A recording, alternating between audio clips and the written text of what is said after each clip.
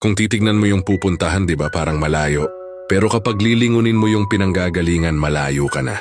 Hindi mo malalaman kung hindi ka susubok. Ang buhay ay isang malaking sugal. Kung lagi kang takot sumugal sa isang bagay, dahil takot kang mawalan, mauubos lang kung anong meron ka. Kung hindi ka mawawalan, hindi ka rin magkakaroon. Kung ano man ang mga desisyon mo ngayon, yun ang magiging buhay mo bukas.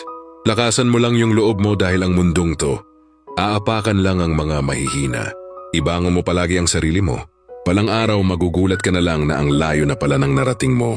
Kahit mabagal ang progress, basta may usad at kumikilos ka, okay na yan. Wala tayong magagawa, ganyan talaga ang proseso ng buhay.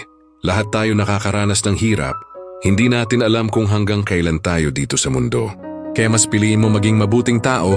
Ang pinakayaman na maituturing natin sa sarili ay ang ating mga pangarap.